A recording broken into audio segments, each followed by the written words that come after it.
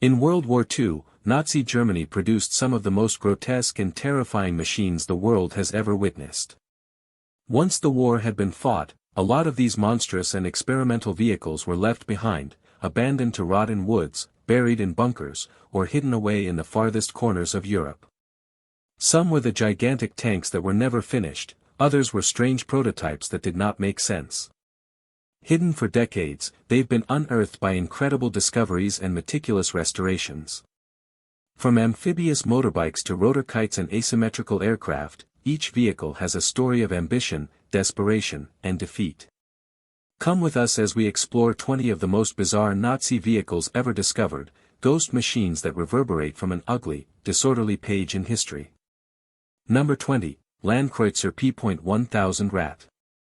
One of the most radical ideas of World War II military technology was the Landkreuzer P.1000 Rat. Commissioned personally by Hitler, the Rat was intended to be the biggest tank of all time, 115 feet long, weighing over 1,000 tons, and needing over 20 crew. It was supposed to have naval-grade cannons, anti-aircraft protection, and armor that was almost impenetrable. But it never got past blueprints and unfinished components. The size of the tank rendered it unworkable, it couldn't fit on most bridges and roads and burned gas at unsustainable levels. It was a giant, lumbering target, particularly from the air. Post-war design schematics and prototype components were discovered in an airlocked Berlin bunker, demonstrating the extent to which Nazi technicians followed Hitler's megalomaniacal designs. Now, fragments and models of the Rat are seen at the Military Technical Museum in Koblenz, spooky reminders that sometimes the most frightening monsters are the ones not built. Number 19, Fieseler Phi 103R Reichenberg. The Reichenberg was a manned version of the V-1 flying bomb that was developed in 1944 as a last-ditch German weapon. It was a cockpit version of the V-1, with a pilot able to fly it into enemy targets. Even though not officially considered a suicide craft, pilots would have to bail out from the aircraft mere seconds before crash in an almost impossible mission given its speed and altitude. Hanne Reich, German test pilot, flew several prototypes and documented significant control problems. Pioneered under the Leonidas Squadron, a command associated with suicidal missions, there's no record the Reichenberg saw action. Post-war, incomplete examples were discovered in Dannenberg and Nordhausen factories. Now, one is on display in London's RAF Museum. Number 18, Kugelpanzer. One of the oddest-looking Nazi vehicles of all time, the Kugelpanzer, or ball tank, was taken by the Soviets in Manchuria. It looked like a metal sphere with two giant wheels and a small rear stabilizer, with no armament and just a vision slit. It was probably intended for close-range reconnaissance or communication. Its sole known unit had been sent to Japan and possibly put into service by the Guangdong Army.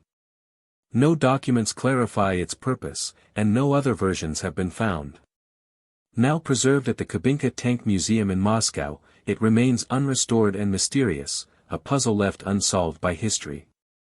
Number 17, Messerschmitt Me 323 Gigant. The Me 323 Gigant was WWII's largest land-based transport aircraft. Based on a glider model, it featured 6 engines and could carry 10 to 12 tons of cargo or 120 soldiers. Although massive, it was sluggish, weakly armed, and an easy target. Most were destroyed by Allied action, particularly on sorties to Tunisia. In 2012, parts of a Me 323 were found off Sardinia, subsequently confirmed by serial numbers. Although no full planes survive, parts are museum preserved, a testament to Nazi overdependence on size without sufficient defense. Number 16, Panzerkampfwagen 8 Maus. Designed by Ferdinand Porsche and approved by Hitler, the Maus was the heaviest fully enclosed tank ever built at 188 metric tons. Armed with a 128 mm main gun and a 75 mm secondary, it was nearly impenetrable. But it was slow, bridge-crushingly heavy, and vulnerable to air attacks. Only 2 prototypes were made. The Soviets later combined parts into one complete unit, now on display at the Kubinka Tank Museum in Russia. Number 15, Schienenwolf. The Schienenwolf, or Rail Wolf, was a rail car equipped with a massive plow to tear up train tracks as Nazi troops receded, particularly on the Eastern Front. It was not armed but designed only for sabotage. One of the preserved units was found in an underground Polish tunnel, largely complete with the claw remaining attached. Today, it resides in a railway museum and provides a glimpse behind Nazi logistics destruction efforts. Number 14. BMW R75 Sidecar. The BMW R75 was a motorcycle with a powered sidecar wheel for improved traction over rough ground. It was used for scouting, communications, and even combat. Some were equipped for it, and more than 16,000 were manufactured. Number 13. Ju-87 Stuka Dive Bomber. The Stuka Dive Bomber, whose distinctive sirens and gull-like wings became synonymous with Nazi bombing raids, was effective at the start of the war but easy pickings later on.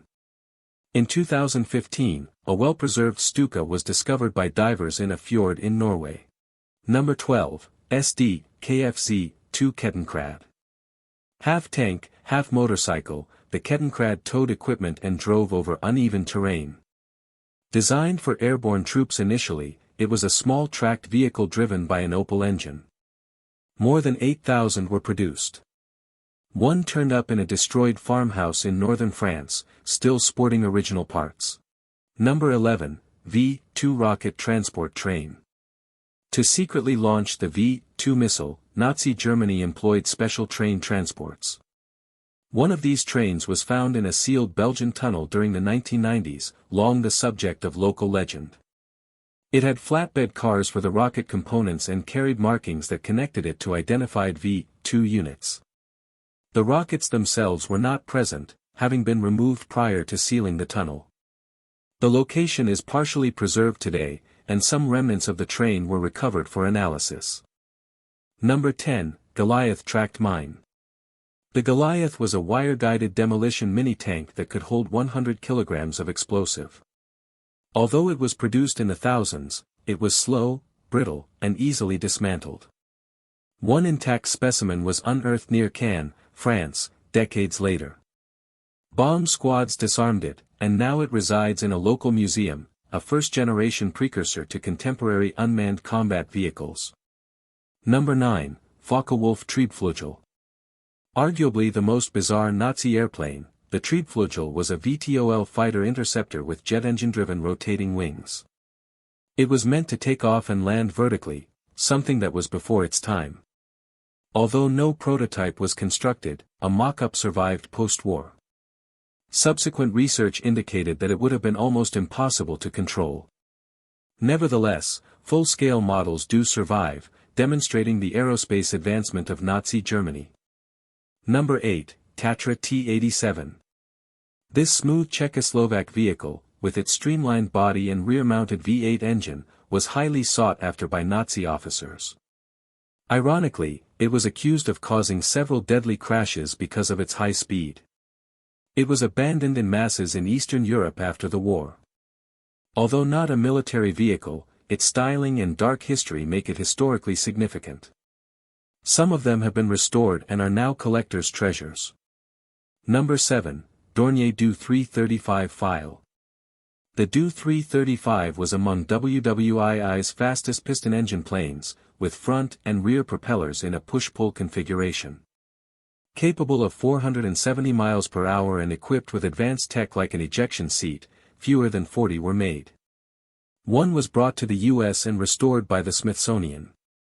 Another incomplete frame was later found in Bavaria, confirming its limited production. Number 6. Volkswagen Schwimmwagen. This amphibious variant of the VW Kübelwagen was sealed, paddle-wheeled, and had a folding propeller. More than 15,000 were produced and utilized for reconnaissance, particularly on the Eastern Front. Large numbers were abandoned in rivers or lakes but remained serviceable because they carried waterproof equipment. A few have since been recovered and even restored to be functional on land and water. Number 5. Fokker Achilles FA-330 Backstells. Towed behind U-boats, this rotor kite provided a better lookout point for detecting enemy vessels. It was not a helicopter but harnessed the motion of the sub to make the rotor spin. Approximately 200 were produced, but none were used because it posed the risk of surfacing. One surviving unit, discovered in the 1970s, can now be found in the Smithsonian. Number 4, Blohm & Voss BV-141.